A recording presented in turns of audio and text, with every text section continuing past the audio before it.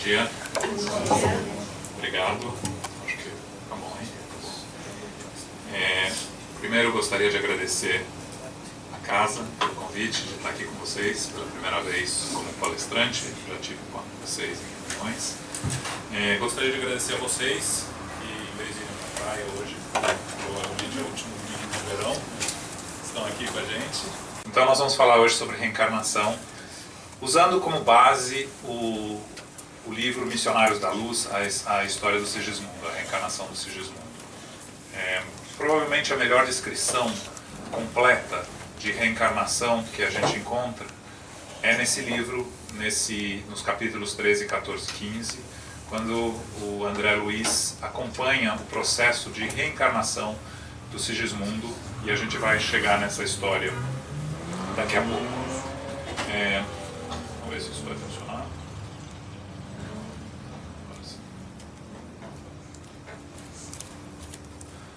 Ainda não. Foi? Foi. Então, quais são os fundamentos básicos do Espiritismo? A existência de Deus, a existência dos espíritos e a sobrevivência após a morte, a reencarnação, a multitude dos mundos habitados e a comunicabilidade dos espíritos. Hoje nós vamos focar na reencarnação. Primeiro vamos entender o que significa reencarnação. Ela vem do latim de novo, repetir. Encarnar significa voltar à carne, ser carne novamente, ou seja, assumir um novo corpo de carne. De acordo com o Livro dos Espíritos, Kardec, a gente vê a definição de reencarnação, o retorno de um espírito ou de uma alma à vida física, a um outro corpo físico que foi recentemente formado para ele. Então, primeira coisa, a gente tem que diferenciar a reencarnação de ressurreição. No começo, na época nos primeiros evangelhos, o conceito de reencarnação se confundia com o conceito de ressurreição. Ressurreição significa voltar ao mesmo corpo. O que a gente sabe e a ciência prova que é impossível, uma vez que a gente se separa do corpo, não tem volta, o corpo volta à natureza de onde veio e o espírito continua a sua jornada em direção à perfeição. Então, é impossível o espírito voltar a assumir o mesmo corpo que já tinha. Mas ele pode voltar num novo corpo, formado especificamente para ele. Este é a reencarnação. Reencarnação não é uma invenção espírita, obviamente. Se você procurar livros sobre reencarnação na Amazon, mais de 50 mil títulos você vai achar de livros que falam de reencarnação. Então, não é um privilégio nosso espírita falar de reencarnação. Mas ninguém estudou tão a fundo e explicou tão detalhadamente a reencarnação como os espíritas, como o espiritismo. Só para vocês terem ideia, 30% dos americanos acreditam em reencarnação. 30%, é um número bastante grande. São quase 100 milhões de americanos. 99,99% não tem a menor ideia como que acontece. Eles acreditam sem entender o processo. O Espiritismo explica o processo para a gente, nos traz os detalhes de como tudo funciona. Desde os livros do Livro dos Espíritos, que traz as primeiras ideias, até a coleção André Luiz, A Vida no Mundo Espiritual, que traz a explicação mais compreensiva do processo de reencarnação. Existem outros livros, eu acabei de dar lá no nosso centro, no SGNY, uma palestra sobre o livro Entre a Terra e o Céu, e nesse livro tem uma descrição de uma reencarnação, aliás, vários processos de reencarnação muito interessantes também, bastante não tão detalhado quanto Missionários da Luz, mas também quem quiser se interessar mais, se aprofundar sobre o tema, o livro Entre a Terra e o Céu traz mais detalhes também. Então, qual o objetivo da reencarnação? É aprender, é expiar e é o nosso avanço moral, espiritual, intelectual e espiritual. A gente, na nossa evolução, nós temos duas asas, a evolução moral e a evolução intelectual. As duas precisam ser coordenadas. Não adianta evoluir só de um lado, porque aí a gente não consegue voar. Precisa ter as duas asas para poder voar. E o lado moral é o lado mais difícil. O lado moral é onde a gente continua voltando em novas reencarnações, tentando melhorar, tentando aprender. O intelectual a gente vai evoluindo, vai aprendendo à medida do esforço. Na época de Jesus já falava de reencarnação. Quando ele disse que João Batista era Elias que retornou, ele estava claramente falando de reencarnação. Na verdade, a doutrina da reencarnação existia na igreja até no ano de 553, quando ele foi abolido pelo imperador Justiniano. De acordo com a mulher de Justiniano, ela era contra o conceito da reencarnação, por problemas pessoais dela, como sempre. Então ela forçou o Justiniano a abolir a reencarnação da Bíblia. E durante muito tempo ela não se ouviu falar em reencarnação. Ela foi reintroduzida pelos cátaros depois de 1000 anos, mas os cátaros foram massacrados numa cruzada, obviamente porque o conceito de reencarnação e outros ensinamentos que os cátaros acreditavam. Os cátaros, eles tentaram fazer o que o Espiritismo fez muito tempo depois, que é a volta às origens, a volta aos verdadeiros ensinamentos de Jesus. E obviamente por isso, na época, eles foram perseguidos e exterminados. Tem no Evangelho a gente encontra Jesus conversando com Nicodemos. Nicodemos era um dos fazia parte do Sinédrio, era um dos israelitas, dos judeus que fazia parte do Sinédrio. Ele até pediu para encontrar Jesus à noite para não ser reconhecido, ele queria encontrar as escondidas com Jesus.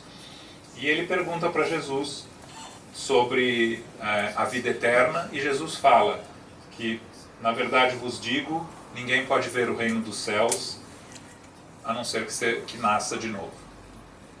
Os nossos irmãos católicos e evangélicos explicam essa frase. Os evangélicos usam o born again, muito o nascer de novo, né? Mas eles usam como você precisar ser batizado. Você sendo batizado, você renasce. Renasce no próprio corpo que você está. Que é um conceito que, se você aprofunda e vai a fundo buscá-los, então significa que todos os que não forem batizados ou que não tiveram nem a oportunidade de saber que existe batismo, não são salvos. É limitado, é um conceito limitado, mas é a maneira que os nossos irmãos católicos e protestantes encontram para fugir de aceitar a reencarnação. Eles continuam acreditando na vida eterna, na sobrevivência da alma após a morte, mas na espera do julgamento final, na espera do paraíso, ou no purgatório, ou no inferno. Nicodemos pergunta a Jesus: mas como um homem pode nascer entrando pela segunda vez na barriga da sua mãe? E Jesus responde que, na verdade, a carne nasce da carne e o espírito nasce do espírito. Jesus separa a carne e a alma, o corpo e a alma. E ele diz no fim: não se surpreenda quando eu falo, tem que nascer de novo. A mensagem de Jesus é muito clara. da reencarnação, a mensagem da reencarnação. Se você não quer acreditar na reencarnação e quer desviar de qualquer maneira dessa verdade dita por Jesus, a gente sempre pode encontrar caminhos para desviar. Mas o mais lógico é a gente compreender que Jesus estava nos dizendo da reencarnação. E quando ele fala de João Batista sendo Elias reencarnado, ele não fala reencarnado. Elias que retornou. Como é que retornou? Como é que Elias pode ter retornado sendo João Batista se não for reencarnação? Bom, nós que estamos confortáveis com a noção de reencarnação, que reencarnação é um fato para a gente, não é, a gente deveria nos livrar de falar eu acredito em reencarnação, porque você acredita no sol? Não, o sol está lá. A reencarnação é um fato, então a gente não acredita em reencarnação. A gente sabe que reencarnação é um fato da nossa evolução, da nossa vida. Quais as implicações da reencarnação? Ela fortalece os laços de família, ao contrário do que muita gente acha, que não entende reencarnação, que a gente perde a família. Na verdade, a gente ganha a família cada vez mais nos tornamos parte da família universal. Dalai Lama diz que a reencarnação, que acredita em reencarnação, diz que reencarnação faz crescer o amor universal, o amor entre todos nós. Aumenta a tolerância, obviamente, quando você aceita a reencarnação, você é mais tolerante com os erros seus e os erros dos outros. Tolerância social, religiosa. Segundo Helena Blavatsky, nos traz um senso de irmandade, um senso de renovação e um senso de eternidade. Voltando a Kardec, nascer, morrer, nascer de novo e constantemente progredir. Esse é um dos lemas do Espiritismo. Então, reencarnação é uma oportunidade sagrada, que nós temos a obrigação de tirar o melhor proveito. Vamos para o nosso amigo Sigismundo. No livro Missionários da Luz, eu não vou contar a história, porque eu quero que vocês leiam o livro. Eu vou discutir aspectos do processo de reencarnação. A história vocês vão ler no livro. Mas os principais personagens são Alexandre, que é o mentor. André Luiz sempre, nos livros dele, tem um mentor acompanhando. O mentor ajuda e educa. O André Luiz é um aprendiz. Adelino, Raquel e Sigismundo. Adelino e Raquel vão ser os pais do Sigismundo nessa nova encarnação. Sigismundo é um espírito que está no processo de reencarnação, esperando a oportunidade de reencarnar no lar de Adelino e Raquel. O que aconteceu entre eles foi que na encarnação anterior o Sigismundo matou o Adelino para poder ficar com a Raquel. E foi uma tragédia que acabou provocando que os três fossem parar no umbral e tivessem um processo muito difícil no mundo, na volta ao mundo espiritual. E depois de muito tempo e de muito trabalho, eles concordaram, Adelino e Raquel concordaram em reencarnar, em casar e em receber o Sigismundo como filho. Porém,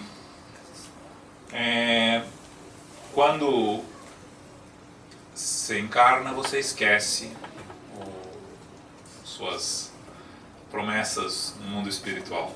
E aí vamos abrir um parênteses aqui. Por que a gente esquece? Vários motivos, mas o principal deles é o seguinte: a gente está sempre evoluindo. Se a gente está sempre evoluindo, significa que na encarnação passada a gente foi pior do que era hoje.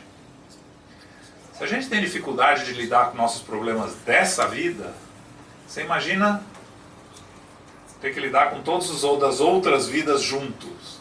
A gente não tem a menor condição. Então o esquecimento, na verdade,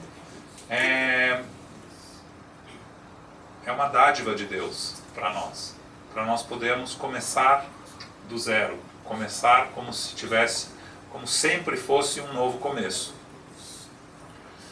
Mas, obviamente, a gente não esquece tudo, esquece racionalmente, não esquece na alma. E o Adelino, involuntariamente, ele rejeita o Sigismundo. O Sigismundo matou ele na vida anterior. Então ele tem aquela repulsa pelo Sigismundo e ele não consegue aceitar e receber o Sigismundo como filho. A Raquel está mais aberta, mulher tem um coração maior, né? Está mais aberta a recebê-lo. O Adelino não consegue. O André Luiz pergunta para o Alexandre se ele pode acompanhar o processo. O Alexandre, um amigo do Alexandre pergunta se o Alexandre pode ajudar. É o espírito protetor do Sigismundo. Ele conta a história, fala que o Sigismundo é um trabalhador muito importante no mundo espiritual e que ele está precisando de ajuda, que está tendo uma grande dificuldade nesse processo de reencarnação e pede para o Alexandre ajudar. E o André Luiz, obviamente, não quer perder a oportunidade e pergunta se pode participar do processo, se pode assistir o processo. O Alexandre fala que sim, mas que antes disso ele precisa passar uma semana no prédio no nosso lar, onde é o Instituto de Planejamento de Reencarnações. Instituto de Planejamento de Reencarnações? Isso existe? Existe, mas são casos especiais. O Instituto de Reencarnação cuida das reencarnações mais merecedoras de uma atenção. O que significa ser merecedoras? Eles explicam no livro. A maioria de nós chega aqui com o nosso plano de reencarnação e a gente cumpre 30%, 50%, se a gente se comportar muito bem, 70%. Pouquíssimos completam 100% do plano. Os que são chamados os completistas, eles chamam no livro. Quem tem a encarnação, cumpre a encarnação completa, ganha direito a esse processo de ter a sua reencarnação detalhadamente planificada nesse prédio do Instituto da Reencarnação. Tá, mas aí vocês vão perguntar, bom, e o resto? E nós? E nós outros? O que acontece? O processo de reencarnação é um processo automático. Existem sempre seus espíritos protetores que vão participar do processo de cada um de nós e nos ajudar. Mas a grande maioria de nós não precisa disso aqui, na verdade, porque a gente vem para uma existência que é de aprendizado e de tentativa de crescimento. Esses são normalmente pessoas que vêm numa missão. Cuidado com a palavra missionários. Missionários não é Gandhi, Kardec, Chico. Missionários são todos que vêm e ajudam a humanidade a progredir um pouco. Missionários são aqueles que a gente nunca ouviu falar, que fazem um trabalho de desconhecido, de levar para frente uma pequena comunidade, sua própria família, de ajudar dentro da sua família, a família inteira a crescer. São todos esses missionários, todos esses que participam desse processo, merecem estar ajudados nesse processo. Aí a outra pergunta que todo mundo sempre faz quando a gente estuda a reencarnação: todos nós participamos do nosso processo de reencarnação? Eu sempre gosto de responder bem simples. Você só participa do seu plano se você acredita em reencarnação.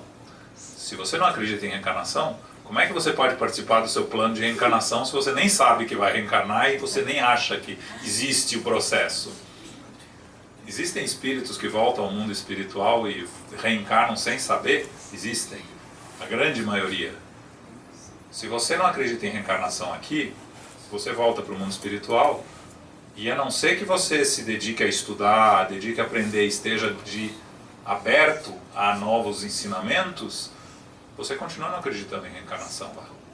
Você fica esperando o juízo final, você fica trabalhando, você fica em várias coisas, mas a reencarnação, se não for parte do seu conhecimento, você não vai participar do seu processo. Você vai ser empurrado para uma nova reencarnação sem estar consciente do que está acontecendo. Está cheio de gente que morre sem saber que existe vida depois da morte. Não significa que eles não acordam depois da morte. Acordam, mesmo não acreditando. Pode demorar muito tempo, mas acabam acordando. Demora mais tempo ainda para entender o que está acontecendo. Mas passam, todos nós passamos por isso. Então, eu quero acreditar que todos nós que estamos aqui vamos participar do nosso planejamento da nossa próxima reencarnação. Se a gente fizer a nossa lição de casa direitinho e continuar trabalhando para o nosso progresso moral e intelectual. Então, voltando ao Sigismundo, o André então passa uma semana estudando diversos casos de reencarnação, junto com um guia chamado Manasses, que ajuda ele durante essa semana no prédio, e ele vê casos diferentes de pessoas que estão planejando a reencarnação. Uma moça que pede para não nascer tão bonita quanto o plano dela está sendo, porque a beleza atrapalha. O excesso de beleza ou o excesso de falta de beleza, os dois atrapalham. Você ser normal, comum, você não chama atenção. Se você é muito bonito, bonita, feio, feia, você acaba atraindo energias positivas, negativas, etc., que é muito difícil você conviver se você não tiver uma preparação. Então, ela falou, eu preciso de um corpo forte, não de um corpo bonito, para poder fazer o meu trabalho bem feito. Tem um outro caso de um senhor que vem reencarnar com problemas estomacais, porque ele na última encarnação tinha sido assassinado com um tiro no estômago, e aí ele estava estudando como é que ele ia reparar esse processo. Ele ia ter úlcera, e se ele fizesse o trabalho bem feito, essa úlcera seria bem reduzida. Vocês conhecem a história do Divaldo da garganta? Quando o Divaldo, na década de 50, se não me engano, 40, 50, o Divaldo começou a ter um problema de garganta muito sério, começou a perder a voz, era um processo que estava se tornando canceroso, e ele foi no Chico e teve uma sessão de materialização que a irmã Sheila curou a garganta dele. E ela falou para ele, enquanto você continuar usando sua voz para o bem, esse problema nunca vai voltar. Ele está com 87, sempre usando a voz dele para o bem, o problema nunca voltou. Se ele tivesse mudado o caminho, a mente é o que provoca as doenças. Se ele tivesse abandonado o caminho de peregrino que ele faz desde sempre, o problema provavelmente teria voltado. Então, esse senhor tem a oportunidade de, se tiver uma vida saudável, produtiva, útil para ele e para os outros, de ter muito reduzido esse problema que ele vai ter que passar. É um problema. Esses problemas físicos também servem para nós refletirmos na nossa vida, para usar no sentido positivo da nossa evolução, porque quando tudo vai bem, é muito fácil você ficar muito distraído pelos desvios da nossa vida, do nosso dia a dia. Quando você tem problemas, problemas físicos, problemas espirituais, quando você para refletir, para analisar, você acaba entrando no centro espírita, né? 90% das pessoas que vêm para o espiritismo vêm pela dor, só 10% vêm pelo amor. Então, é uma oportunidade que a gente tem. A dor é uma oportunidade bendita, porque infelizmente nesse nosso estágio evolutivo nós ainda nós podemos, nós podemos, mas nós não sabemos evoluir pelo amor. A gente precisa evoluir pela dor. É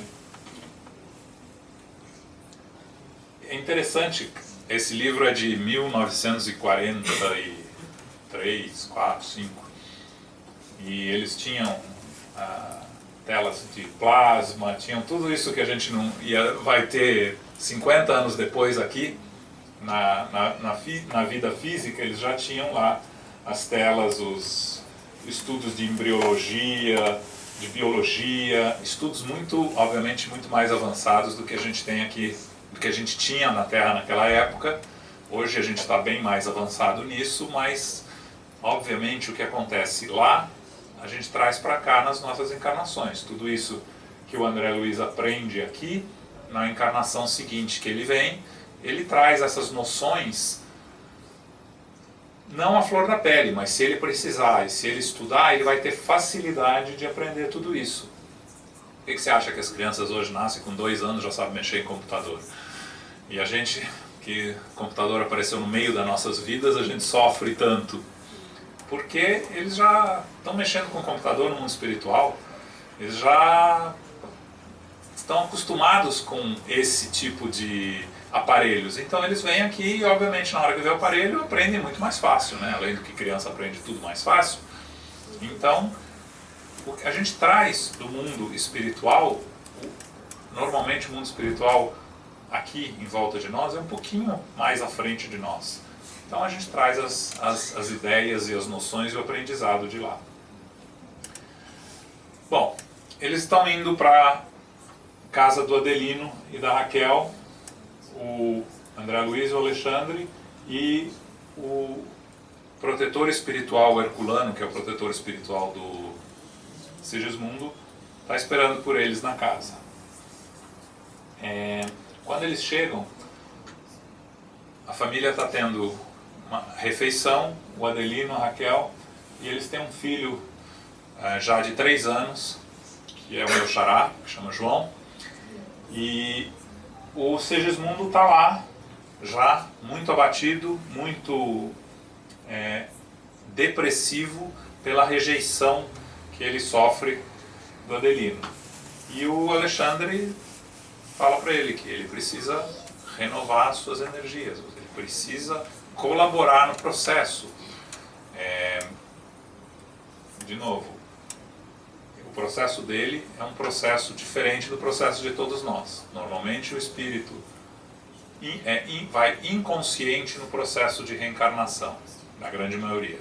Os processos mais específicos, como é esse que a gente está estudando, o Sigismundo está participando do processo. É uma opção dele. Ele combinou com os dois que ele iria reencarnar como filho, que era a oportunidade deles repararem. Eles já tinham esse objetivo no mundo espiritual.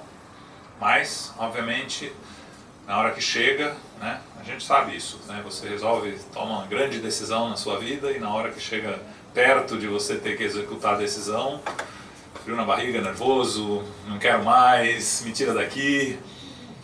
É o que está passando com o Sigismundo. O Alexandre pede para o Sigismundo para ser mais positivo, para ter um pensamento mais elevado, e convida ele a acompanhar para estudar o caso e entender melhor o que está acontecendo. Durante a refeição, o Adelino está muito sério, taciturno é a palavra em português, não está muito querendo muita conversa. E a Raquel, a mulher dele, tenta trazer ele para se abrir um pouco, para conversar. E o Alexandre, notando essa situação, ele fala que quando a harmonia do casal está afetada, é muito difícil os objetivos serem atingidos e a gente progredir. É importante a harmonia no lar, entre o casal, entre os filhos, para que todos possam ter paz para progredir, para continuar o seu trabalho. E o menino, então, o Alexandre se aproxima do menino. Obviamente, você vai atingir o pai através do menino. Menino de 3 anos, o pai vai ouvir muito mais do que ouve a mulher. Então o menino pergunta para a mãe, inspirado pelo Alexandre, por que o papai está triste? E a mãe explica, não, ele está preocupado com o trabalho. E aí o filho pergunta, mas o trabalho deixa ele feliz? Deixa ele feliz. Então por que ele está triste em casa? Aí ela explica para ele, não, porque no trabalho ele tem que apresentar uma fachada, ele não pode parecer que está triste, ele precisa parecer profissional, não é essas palavras que ela usa, mas é o que a gente pode dizer aqui. E em casa ele não precisa se esconder atrás da máscara, ele pode ser exatamente quem ele é, e então por isso que ele está assim. Aí o Joãozinho fala, bom, que pena, né, mãe? E aí vira para o pai e fala, por que você não ora com a gente hoje à noite? Por que você não vem rezar com a gente hoje à noite antes de dormir? E o Adelino, então, tem assim um wake up, como eles falam, né? Aqui, ele realiza o que está acontecendo com ele e fala que ele tem tido pesadelos, que ele tem tido muita dificuldade de dormir. Explica para Raquel que ele tem tido muita dificuldade de dormir, que ele tem pesadelos, que toda vez quando ele vai dormir tem esse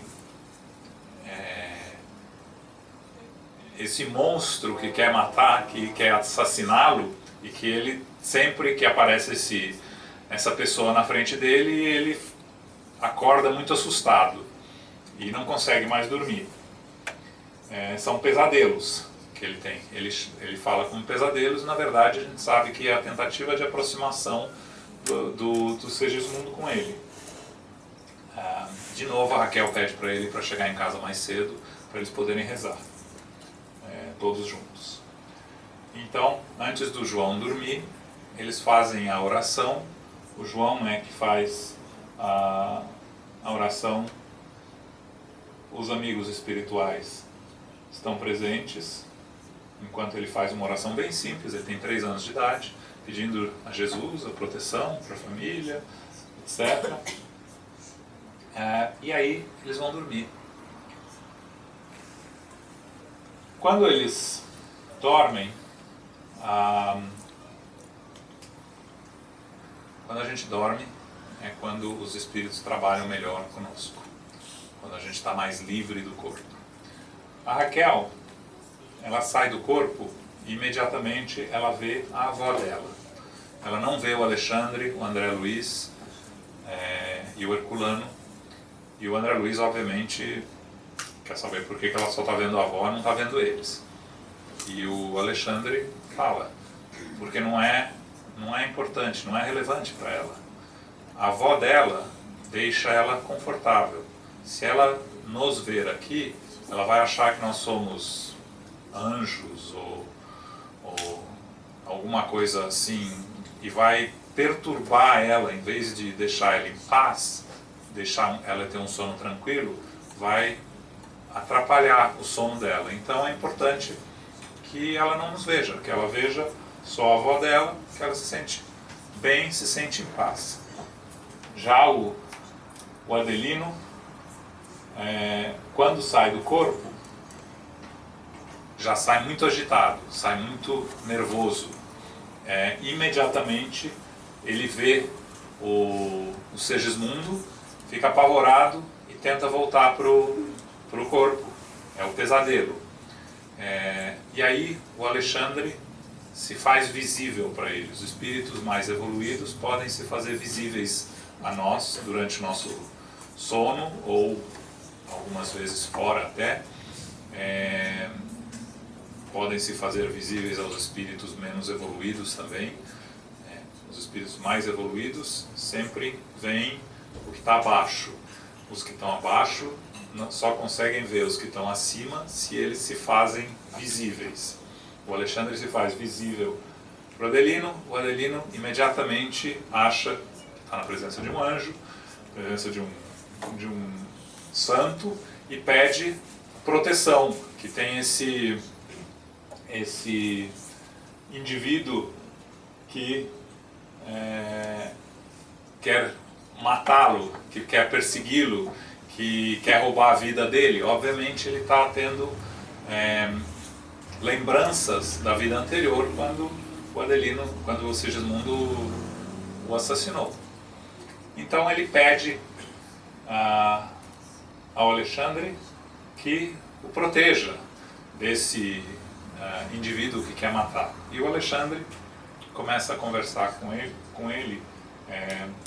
Você vê a luz que emana um espírito mais evoluído, emana uma luz natural. Aí, de novo, vamos abrir parênteses aqui. Infelizmente, nós não temos vocabulário para usar palavras do mundo espiritual. Então, a gente usa palavras do mundo físico. Quando a gente fala que um espírito emana luz, não é essa luz aqui. É o que a gente consegue mais aproximar, porque ilumina, né? O espírito tem uma iluminação natural, e como a gente não tem a palavra para explicar o que é isso, a gente usa luz porque parece uma luz. Mas isso aqui não é a luz do sol, não tem nada a ver com a luz do sol, não tem nada a ver com a luz de lâmpada. É uma luz espiritual. A palavra luz é a melhor palavra que a gente tem para explicar. É uma iluminação que vem de dentro de nós, que vem da nossa evolução moral e espiritual. A gente descreve nos quadros, a gente descreve os anjos com asas, e com aquela auréola, porque os antigos, os primeiros a descreverem, quando eles tinham essas visões dos espíritos evoluídos, cercados de luz, a luz é mais forte aqui e aqui, do peito e da cabeça. Então aí a auréola, e aí, como eles veem essa luz toda aqui, parece o quê? Parece asas atrás. Por isso que eles descrevem os anjos com auréola e com asas. É a luz do espírito evoluído que projeta e nos dá essa impressão. O Alexandre, então, conversa com Adelino dizendo: onde está a sua caridade? Onde está seu amor ao próximo? É muito fácil amar a família. Amar os entes queridos não é mais do que a nossa obrigação. Não tem nada de especial nisso. O Evangelho segundo o Espiritismo nos fala disso. Amar os inimigos é o grande desafio. Amar os que não nos querem, esse é o desafio. Esse é o aprendizado. Porque amar os nossos próximos, os que nos são queridos, como eles dizem no Evangelho, os criminosos também fazem isso. Não é por isso que deixam de ser criminosos. Então a diferença a gente faz em amando aos que não nos querem, aos que nos desprezam. E isso é a mensagem que ele passa para o Adelino. E obviamente as palavras de um espírito mais evoluído, o sentimento que sai de um espírito mais evoluído, quebra as barreiras de resistência de qualquer um. No livro Entre o Céu e a Terra, existe um processo de desobsessão no começo do livro, em que o mentor fala que ele precisa chamar um outro espírito para fazer o processo, e o André Luiz fica muito incomodado e fala: mas você é o mentor, eu vejo você lidando com tantos casos complicados, você não pode fazer um processo de desobsessão? Ele fala, e o mentor responde, para esse processo específico, precisa de uma pessoa que tenha um coração maior do que o meu. Eu só tenho a razão. Ela, a irmã Clara, que vai fazer o processo, ela vai trabalhar com o coração, que eu ainda não tenho a capacidade de trabalhar. Ou seja, vindo do coração, muito mais do que a razão, é como você quebra as barreiras. Isso os que participam de reuniões mediúnicas e que conversam com espíritos sofredores ou espíritos endurecidos, sabem que o que realmente quebra esses espíritos é o amor, ou dos entes queridos, ou do doutrinador, porque só com a razão, só na discussão racional, a gente não chega em lugar nenhum, na maioria das vezes.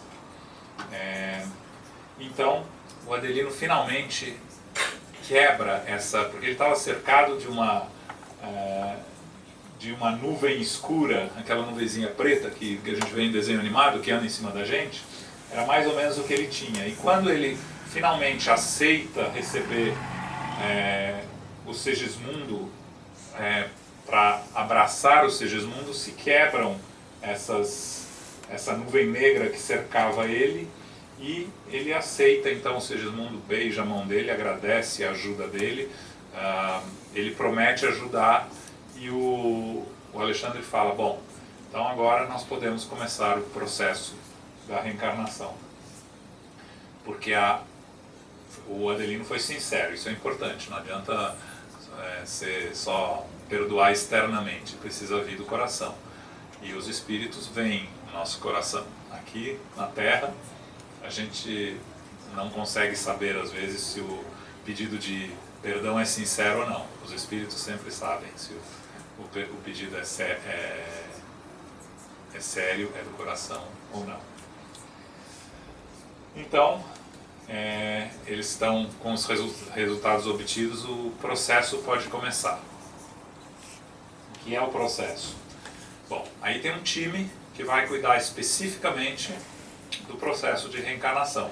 Não vai ser o Alexandre, não vai ser o André, o Herculano vai participar, mas tem os técnicos que cuidam do processo, especialistas. O mundo espiritual está cheio de especialistas. Nós somos uma cópia do mundo espiritual. Se aqui nós temos especialistas, o mundo espiritual, muito mais do que aqui. Quando você vai no hospital tirar sangue, você quer que a recepcionista tire teu sangue, a enfermeira ou o médico? Você quer que a enfermeira tire teu sangue. Ela faz isso 1000 vezes por dia. O médico fez na época que ele estudou, mas hoje ele não faz mais. Você vai cair na mão do médico, a chance de fazer bobagem é maior. A recepcionista nem se fala. Então a gente precisa de especialista. No mundo espiritual, nós também temos especialistas para cada função. Se vocês lembram do André Luiz no começo, no livro Nosso Lar, ele queria trabalhar como médico no mundo espiritual imediatamente, né? E obviamente ele não tendo conhecimento nenhum da medicina espiritual, ele começa trabalhando no serviço de limpeza do hospital no mundo espiritual. Se torna um especialista em limpeza. Especialistas. Precisamos sempre de especialistas. Então, o time de construtores entra em ação. O Segismundo, nesse processo, aí quando começa o processo de reencarnação, o espírito vai perdendo a consciência dele e vai começando a entrar na união com a mãe. E aí você fica como se você estivesse no hospital, entrando e saindo do coma, mas não doente, tá? Então, de novo, é uma comparação, não é uma analogia. Se fosse exatamente igual, a gente não chamava de analogia. Então, é uma analogia do que acontece no processo de reencarnação. Você entra num processo de entrando e saindo de consciência. E aí você não tem muita consciência da tua realidade, nem espiritual e muito menos ainda da realidade física da nova encarnação que não começou. Então você fica muito confuso, e o Segismundo está confuso, e o Alexandre pede para ele colaborar, tentar manter um pensamento elevado, tentar manter as energias positivas para facilitar o processo. O processo de reencarnação, ele tem dois riscos muito grandes: a mãe e o espírito reencarnante. As energias da mãe ou do espírito reencarnante podem interromper o processo a qualquer momento, ou podem dificultar o processo, ou podem até terminar o processo. Nós falamos do Adelino no começo. A parte do Adelino é só até a mãe ficar grávida. Essa é a parte que ele não estava conseguindo fazer. As energias negativas dele, o medo dele, impediam que ele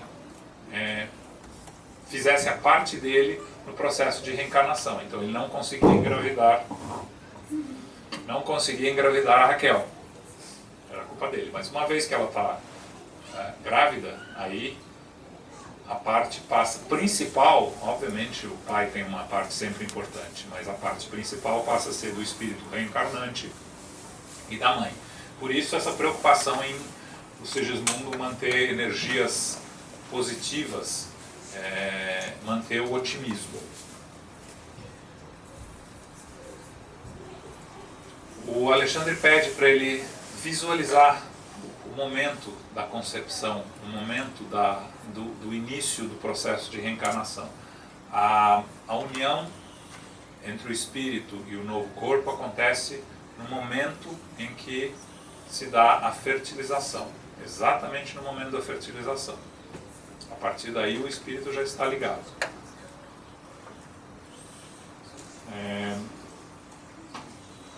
O Segismundo trabalhava, obviamente, no mundo espiritual, e ele tinha formado um grupo de ajuda, um tipo de um mini hospital de auxílio, que era a responsabilidade dele. E, obviamente, na hora que você vai largar para trás um trabalho que você construiu, você tem dúvidas. Isso acontece com a gente aqui também. Você está mudando de emprego, você está querendo partir para uma vida nova, uma cidade nova.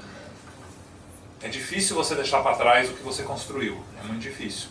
Te gera dúvidas, te gera incertezas, e isso é o que está acontecendo com o Segismundo. Ele, obviamente, depois de concordar do processo e tudo, na hora H, não quero mais. Vamos deixar mais para frente, vamos empurrar, vamos fugir disso. Ele está querendo fugir. E aí ele está usando a desculpa desse projeto que ele está fazendo tal, e o Alexandre explica para ele que um projeto bem feito, um projeto não precisa de nós, é um projeto, o nosso trabalho tem que ser que o projeto continue sem a nossa presença, serve para cá e serve para lá. Então que se o projeto dele for bem feito e for eficiente, a ausência dele não vai impedir que o projeto continue e que continuem a ter sucesso. Aí a redução perispiritual. Aí mostra como é que você vai... O que acontece? O nosso perispírito é muito fluido, é um material muito etéreo. Ele se ajusta, ele se adapta muito mais facilmente que o nosso corpo físico, que é de uma matéria muito mais densa. Então o perispírito, quando acontece o processo de reencarnação, o perispírito vai se reduzindo até virar um grãozinho, e aí começa o processo de novo de se formar o corpo físico e o perispírito acompanhando o corpo físico. Então esse é um processo muito interessante da redução perispiritual. Obviamente aqui só pode mostrar até um certo ponto, mas daqui continua. Ele vai perdendo, e você vai ver que vai deixando partes. O perispírito, de novo a analogia, o perispírito é como uma cebola, tem várias camadas. As camadas mais externas do perispírito são conectadas ao mundo em que ele está. Então, quando a gente desencarna e volta para o mundo espiritual, nosso perispírito deixa as camadas mais externas do perispírito, ficam aqui, ficam na Terra. A gente não leva de volta para o mundo espiritual. Quando a gente volta de lá para cá, mesma coisa. Algumas camadas perispirituais pertencem ao mundo espiritual e são descartadas e a gente se reduz. O perispírito a gente sempre tem, fica com ele eternamente. Mas as camadas, analogia, a gente perde e readquire de acordo com o mundo que a gente está presente. Isso em qualquer mundo do universo. Festa aqui, tristeza lá. Então tem a festa no mundo espiritual para se despedir do Sigismundo, que está vindo para uma nova reencarnação. Aí você vê a Raquel aqui com o cordão prateado, ou seja, ela ainda está... Você vê que ela está encarnada, enquanto a gente está encarnado a gente sempre tem o cordão prateado, o Adelino também, e os espíritos todos que vêm receber, ajudar nessa festa do retorno do Sigismundo à vida física. Segundo os espíritos falam, quando a gente morre, tem choro aqui e festa lá. Quando a gente nasce, tem choro lá e festa aqui. No livro E a Vida Continua, no fim do livro, quando eles começam o processo de reencarnação, se preparando para uma nova reencarnação, tem toda a tristeza dos que ficam lá no mundo espiritual. Mas a gente sabe que a gente sempre se reencontra. É uma questão de tempo. Se reencontra aqui, se reencontra lá. Então, ela recebe simbolicamente, ela escolhe receber o Sigismundo de joelhos da avó dela, e aí uma coroa de flores desce do mundo espiritual. É uma descrição poética do processo que está acontecendo. Você vê que tem não só espíritos desencarnados, como espíritos encarnados que estão presentes nessa festa, nessa comemoração. Então o perispírito do Sigismundo se junta à mãe, eles se unem e o processo de gravidez começa aí. O espírito se une e ela começa o processo de gravidez. O time dos que participa do processo continua cuidando do processo nos 9 meses da gravidez. O Herculano, que é o protetor espiritual do Sigismundo, continua intimamente ligado a ele nos primeiros 7 anos de vida, que é quando a gente está um pouco aqui, um pouco lá, e depois eventualmente ele vai se distanciando,